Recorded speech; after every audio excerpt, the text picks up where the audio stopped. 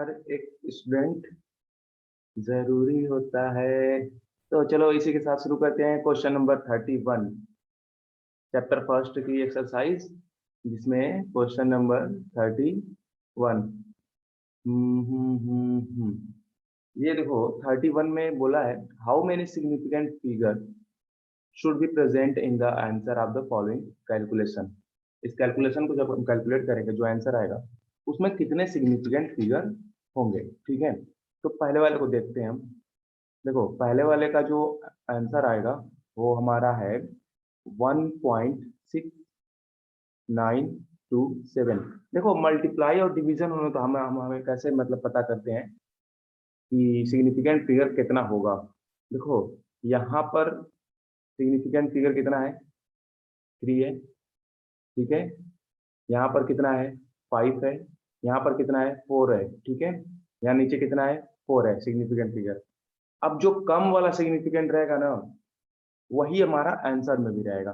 ठीक है, मान लो यहाँ पर सिग्निफिकेंट फिगर कितना है, इसमें 3 है सबसे कम। इस पूरे मतलब गिवन डेटा डेटा में जो सिग्निफिकेंट फिगर कम होगा, आंसर में भी वही थ्री सिग्निफिकेंट फिगर तक आंसर हमारा रहेगा। तो हमारा आंसर हो जाएगा ये। ठीक है, 1.69।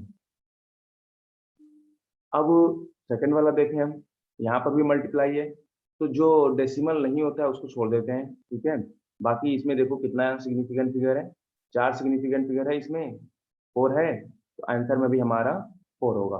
ठीक है, तो इसका आंसर आएगा हमारा 26.82।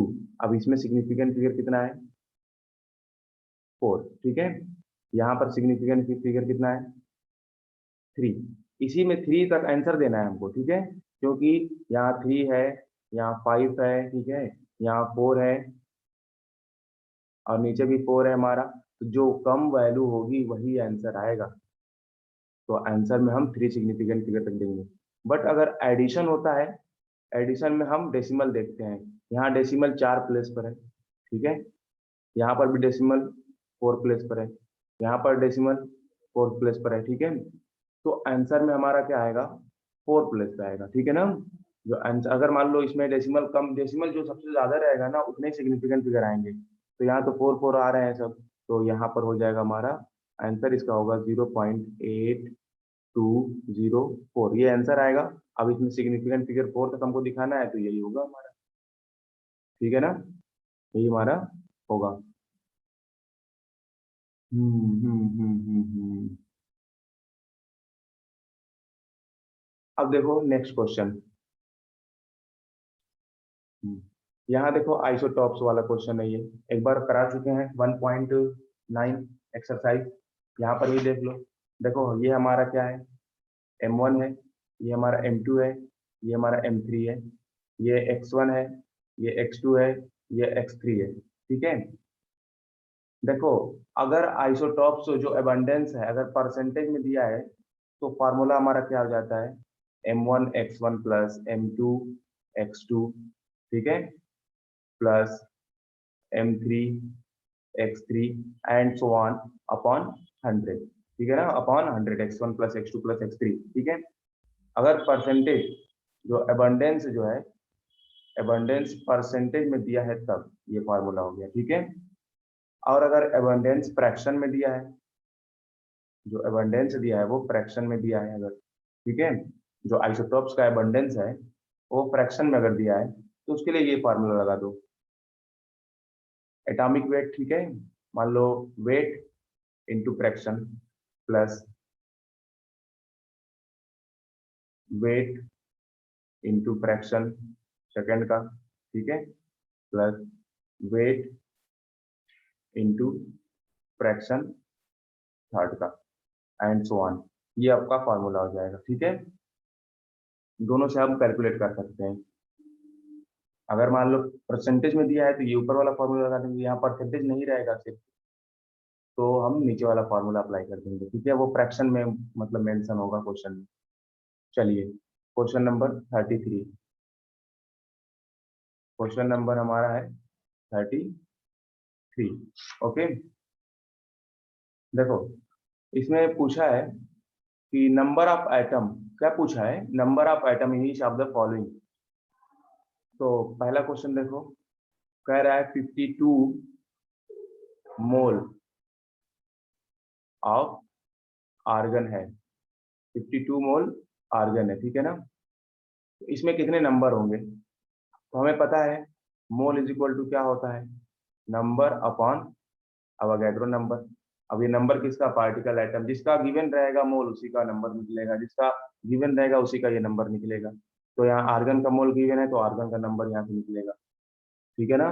तो आर्गन का नंबर कितना हो जाएगा, नंबर ऑफ आर्गन कितना हो जाएगा हमारा, मोल कितना आ रहा है 52, एन की जगह 52 और एन ए हमारा एवोगाड्रो नंबर हो गया, ठीक है। अगर अवोगाड्रो में आंसर नहीं दिया होगा तो हम उसको 6.022 इंटू 10 टू पावर, ये क्या है हमारा 6.022 इंटू 10 टू पावर 23 से क्या कर देंगे, मल्टीप्लाई कर देंगे हम, ठीक है। दूसरा देखो 52 यू ऑफ हीलियम, ठीक है ना, लिखा है 52 यू ऑफ हीलियम।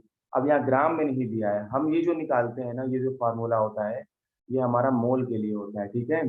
मतलब एटॉमिक वेट वगैरह जिसमें दिया रहता है वो मास वगैरह में दिया रहता है। यहाँ पर 52 यू ऑफ हीलियम में कितने एटम है हीलियम के, तो आपको पता है कि 1 हीलियम में, ठीक है, 1 हीलियम का जो मास होता है 4 यू होता है, ठीक है। तो हम ये कह सकते हैं कि 4 u is equal to 1 helium. तो 52 यू इज इक्वल टू क्या हो जाएगा, अगर मान लो 4 यू मतलब 1 हीलियम, तो 1 यू मतलब 1/4, ठीक है। अब 52 यू मतलब 1/4 इंटू 52, तो ये हमारा हो जाएगा 13 हीलियम एटम, 13 हीलियम एटम। एक का मास 4 है तो 13 का 13 4 जा 52, ठीक है, ये हो गया। अब इसका थर्ड वाला आंसर देखो क्या है, 52 ग्राम ऑफ हीलियम। देखो अब यहाँ ग्राम में हीलियम दिया मतलब गिवन मास है ये, ठीक है। तो हम क्या कह सकते हैं, मोल इज इक्वल टू क्या होता है, मास अपॉन मोलर मास, ठीक है। मोल इज इक्वल टू क्या होता है, मास अपॉन मोलर मास। और हमें क्या पता करना है, कैलकुलेट नंबर ऑफ एटम। तो हमने जो फार्मूला आपको बताया है रिलेशन, ठीक है, mass upon molar mass is equal to n/Na, ठीक है, ठीक है ना। तीनों फार्मूले जो होते हैं मोल के सब आपस में इक्वेट कर सकते हैं, तो हमको n निकालना है यहाँ से।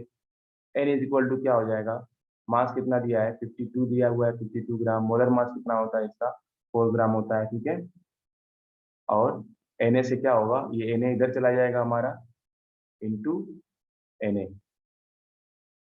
तो ये हो जाएगा 13 Na, 13 Na हीलियम एटम होंगे कितने में, 52 ग्राम हीलियम में, ठीक है ना, समझ में आया। तो ये फॉर्मूला आपको इक्वेट करना आना चाहिए, जल्दी से सॉल्व हो जाएगा ना, ये क्रॉस मल्टीप्लिकेशन हुआ ना। तो नेक्स्ट क्वेश्चन देखते हैं 34 वाला, ठीक है। ये काफी क्वेश्चन बड़ा लग रहा है और बच्चे घबराते हैं इससे, लेकिन ऐसा कुछ है नहीं, ठीक है। यह बहुत इजी क्वेश्चन है और बस इसको समझना है कि इसमें क्या दिया क्या पूछा है, ठीक है। देखो एक वेल्डिंग फ्यूल है ना, एक वेल्डिंग फ्यूल है जिसमें कार्बन और हाइड्रोजन है, सिर्फ वही है, ओनली बोला है। जब उसका छोटा सा सैंपल लेते हैं हम, थोड़ा सा लेके उसको जलाते हैं, और आपको पता है कि जब कार्बन हाइड्रोजन वाले जो होते हैं, अगर कार्बन हाइड्रोजन जो होते हैं मान लो CXHY, इसको अगर हम जला देते हैं ऑक्सीजन के प्रेजेंस में हमारा, तो ये कार्बन डाइऑक्साइड बनता है और H2O बनता है, ठीक है। तो इसमें बोला है कि 3.38 ग्राम कार्बन डाइऑक्साइड बन रहा है और 0.690 ग्राम वाटर बन रहा है, और कोई दूसरा प्रोडक्ट नहीं बन रहा है, यहाँ बता दिया है। अब यहाँ देखो uh volume of 10 litre of this welding gas is found to weight 11.6 gram. अब यहाँ कैलकुलेट इम्पिरिकल फार्मूला कैलकुलेट करना है, मोलर मास कैलकुलेट करना है, मॉलिक्यूलर फार्मूला कैलकुलेट करना है। देखो हम पहले सेकंड वाला क्वेश्चन सॉल्व करेंगे इसका, ठीक है। आपको पता है कि मास अपॉन मोलर मास, ठीक है, mass upon molar mass is equal to volume upon 22.4 litre, ठीक है ना, एट STP, ठीक है। ये वॉल्यूम भी क्या है हमारा एट HTP। तो वॉल्यूम गिवन है, मास गिवन है, मोलर मास यहाँ से निकल जाएगा गैस का। तो मोलर मास यहाँ से गैस का जो निकलेगा, molar mass is equal to, mass कितना है यहाँ पर, यहाँ कितना है मास 11.6, वॉल्यूम गिवन है क्वेश्चन में 10 लीटर, ठीक है, एट HTP पे दिया हुआ है 10 लीटर। तो ये हमारा हो जाएगा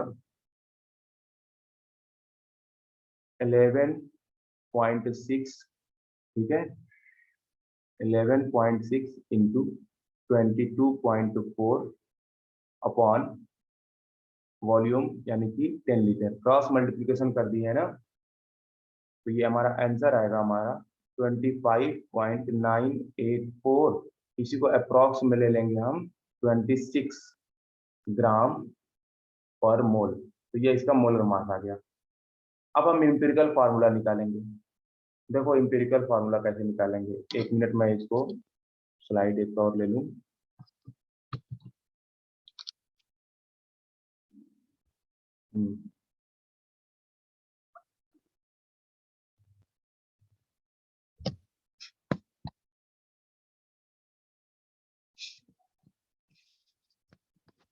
देखो यहाँ पर आपका है, ठीक है। अब दूसरा यहाँ पर देखो इंपेरिकल फार्मूला कैसे निकालेंगे हम, फटाफट इंपेरिकल फार्मूला की तरफ बढ़ते हैं। देखो मान लो कार्बन हाइड्रोजन है, तो लेट जो इंपेरिकल फार्मूला है हमारा क्या है, कार्बन और हाइड्रोजन, एक्स वाई का नंबर हमको फाइंड करना है, ठीक है। अब आपको पता है कि कार्बन डाइऑक्साइड का जो मोलर मास होता है वो कितना होता है, 44 ग्राम होता है, ठीक है, 44 ग्राम पर मोल। वाटर का H2O का हो जाता है हमारा 18 ग्राम पर मोल, ठीक है। अब 44 ग्राम में 12 ग्राम कार्बन है, 18 ग्राम में 2 ग्राम हाइड्रोजन है। तो इसी से चलते हैं ना, इसी से चलते हैं हम। 44 ग्राम कार्बन डाइऑक्साइड में हमारा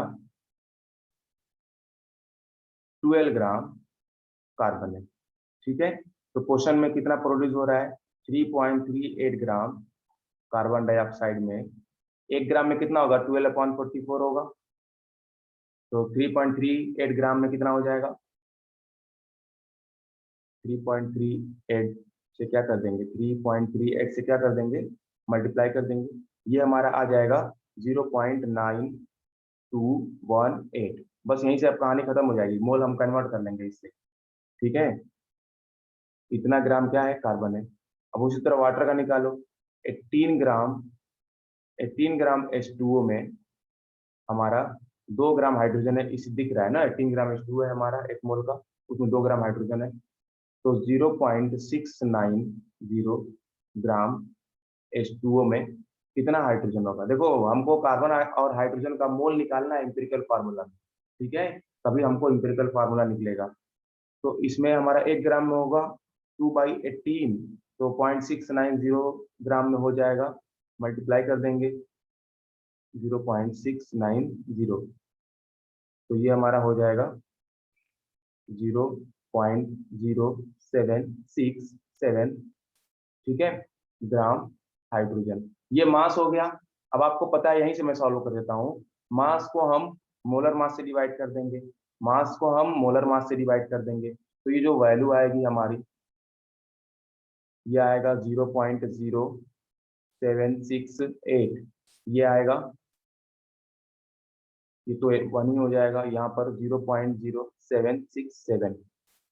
अब देखो ये जो हम मोल निकाले हैं ना, ये क्या निकाले हैं, मोल, ये हमारा क्या हो जाएगा, मोल हो जाएगा, ठीक है। ये तब क्या हो जाएगा, नीचे मोल हो गया।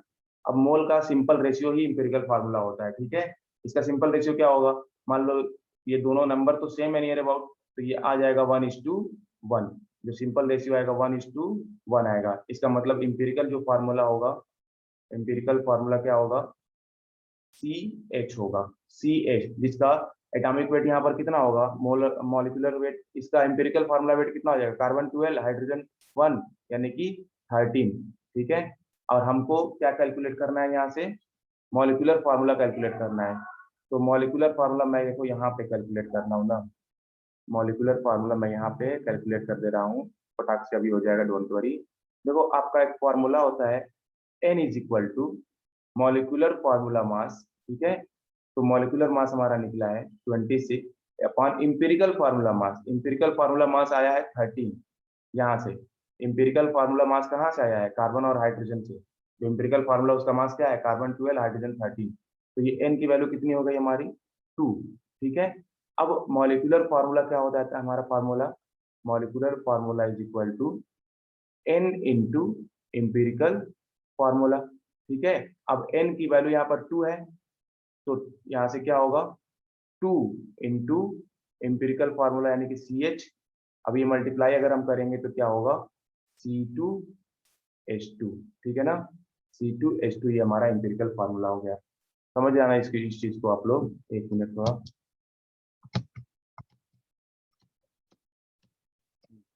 यहाँ देखो, जो यहाँ पे एम्पिरिकल 2 का मल्टीप्लाई करेंगे तो कार्बन का भी 2 हो जाएगा और हाइड्रोजन का भी 2 हो जाएगा। ये जो हमने किया है ये एम्पिरिकल फार्मूले के लिए किया है। यहाँ पर स्पेस यहाँ पे नहीं था, नेक्स्ट स्लाइड थोड़ा टाइम लगता। ठीक है, क्वेश्चन उस पे है।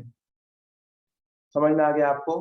तो हमने इंपेरिकल फार्मूला निकाला, मॉलिक्यूलर मास निकाला था पहले, मोलर मास वही मॉलिक्यूलर मास। ठीक है। उसके बाद 26 मॉलिक्यूलर मास ये हम कैलकुलेट किए हैं क्वेश्चन में। ठीक है। और 13 यहाँ से कैलकुलेट किए हैं, एन की वैल्यू निकाले। और मॉलिक्यूलर फार्मूला क्या होता है? एन इंटू इंपेरिकल फार्मूला, तो 2 इंटू CH। तो आपको यही स्टेप बाय स्टेप करना है। ठीक है। नेक्स्ट क्वेश्चन है हमारा, देखो अगला क्वेश्चन ये भी बहुत इजी है, 35 वाला क्वेश्चन है हमारा। देखो इसमें ना यहाँ पर दिया है 25 ml of 0.75 molar HCl। Calcium carbonate पूछ रहा है कि कैल्शियम कार्बोनेट का कितना मास रिक्वायर होगा जो इतने से कंप्लीटली रिएक्ट हो जाए। तो हमको HCl का मास निकालना पड़ेगा पहले। ठीक है। तो आपको पता है मोलरिटी इज इक्वल टू क्या होता है? Mass upon molar mass into volume. अगर ml में है ऊपर क्या होगा? 1000। ठीक है ना? ऊपर क्या होगा? 1000। वैसे भी मोलरिटी से मोल में कन्वर्ट करना है तो क्या होगा? वॉल्यूम से मल्टीप्लाई। मोल से मोलरिटी में कन्वर्ट करना है तो वॉल्यूम से डिवाइड। वो तो आपको पता है। यहाँ से मास निकलेगा HCl का, मास ऑफ HCl। ठीक है। HCl का मास कितना निकलेगा हमारा? सब वैल्यू पुट कर देंगे। ठीक है। यहाँ से मोलर मास हो जाता है 36, ये वाला। ठीक है। HCl है ना, तो हाइड्रोजन का 1 प्लस 35.5 क्लोरीन का, यानी कि आ जाता है ये 36.5। ठीक है। तो ये आएगा हमारा मास। हमको कैलकुलेट करना है मोलर मास। मोलरिटी दी हुई है 0.75, मोलरिटी दी हुई है, क्रॉस मल्टीप्लिकेशन। मोलर मास कितना होता है? 36.5। ठीक है, मोलर मास हो गया। और वॉल्यूम कितना दिया है? 25 ml। ठीक है ना? वॉल्यूम कितना दिया है? 25 ml अपॉन 1000।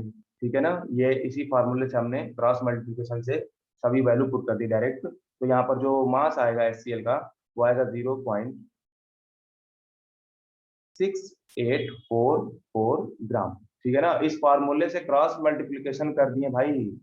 ठीक है, याद रखना इस चीज को।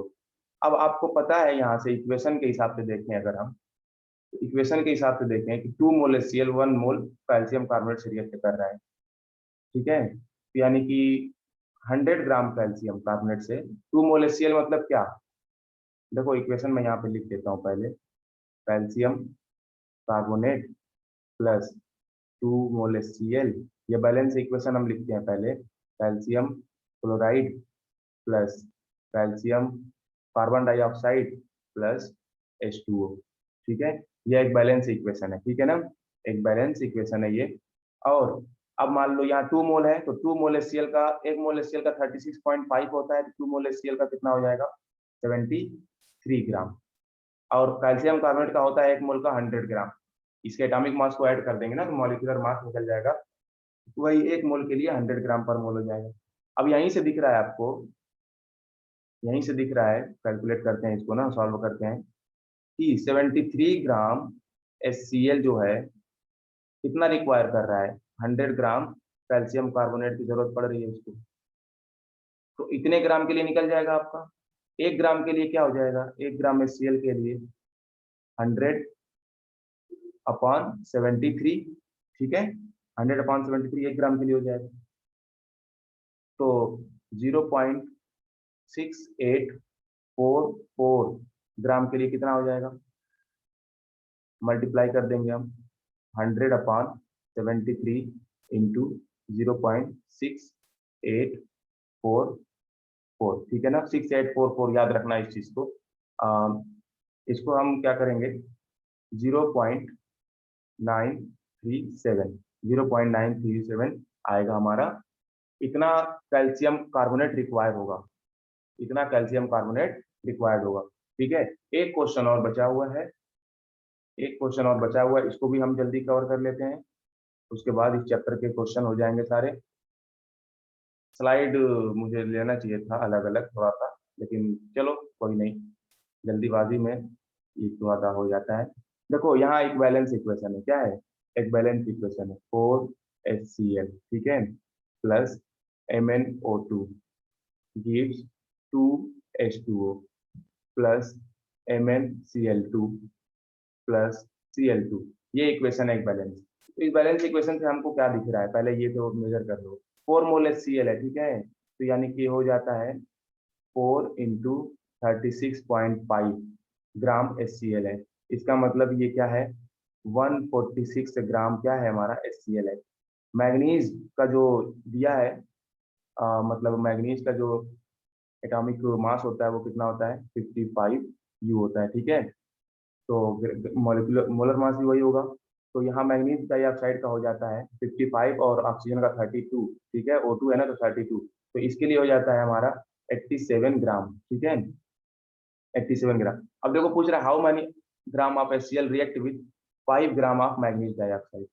तो यहाँ से आपको दिख रहा है, ठीक है, यहाँ से आपको दिख रहा है कि HCl का पूछ रहा है ना कि how many gram of HCl react with 5 gram of manganese dioxide, ठीक है। तो आपको दिख रहा है कि 146 ग्राम HCl जो है, इस इक्वेशन से, बैलेंस इक्वेशन से 87 ग्राम मैग्नीज डाइऑक्साइड की रिक्वायरमेंट है, ठीक है, इतने से रिएक्ट करेगा। तो 1 ग्राम HCl कितने से करेगा, 87 अपॉन 146, ठीक है, 87 अपॉन 146 1 ग्राम से करेगा। यही होगा ना, इसमें 1 ग्राम HCl से क्या हो जाएगा, 87 अपॉन 146।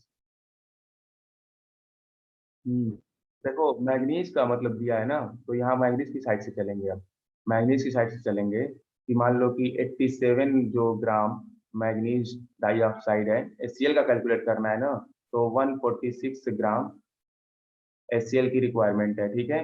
तो 1 ग्राम के लिए क्या हो जाएगा हमारा, 146 अपॉन 87। तो 5 ग्राम मैग्नीज के लिए, मैग्नीज कितने HCl से रिएक्ट करेगा, 146 अपॉन 87 इंटू 5, ठीक है ना, 146 अपॉन 87 इंटू 5। तो ये हमारा आंसर आ जाएगा 5 ग्राम मैग्नीज डाइऑक्साइड 8.390 ग्राम HCl से रिएक्ट करेगा, ठीक है। ऐसे हम कैलकुलेट करते हैं। इक्वेशन को बैलेंस करके पहले ये लिख लेते हैं हम, ठीक है ना। मोस्ट मास मास एनालिसिस कर दिए हम, ठीक है ना। चलिए अब नेक्स्ट चैप्टर के एनसीईआरटी क्वेश्चन पे डिस्कस किया जाएगा।